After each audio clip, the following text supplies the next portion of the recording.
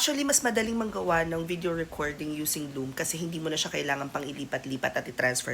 Let me show you how. Signed up, all you have to do is follow yung instruction dito. The very first step is to download the app.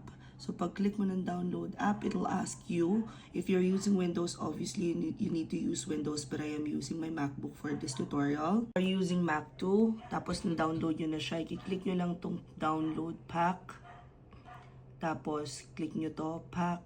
Click nyo lang to, pack. And drop here. You will see nasa applications na siya. Click nito, i-click nyo lang sign in. Hindi ko alam bakit wala yung audio nito, but click on yes, this is me. Pagkatapos, open Loom. Pagkatapos, i-make sure lang na naka-enable lahat ng kailangan ni Loom.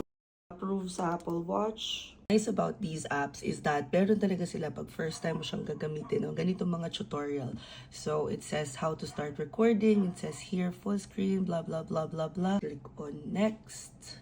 Mic check, next. Okay. You're all set. Start recording. Pero di ako naka-headset. Wait. Pinakang app niya. So, I need to turn on my camera. Muna yung camera, which is this one. Hello. Allow the microphone. Allow.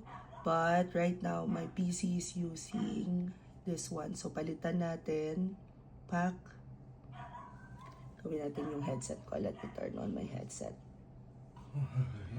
Ang lapad ng noo ko dito sa Loom. Kamusta ka naman sa lighting? Click ko to and I wanna change the audio to crisp. Hello. Ayan. And then, the thing is, it will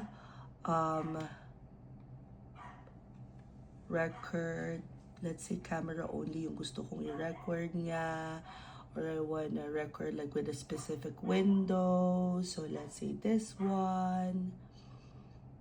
Okay. Pack. Click on allow.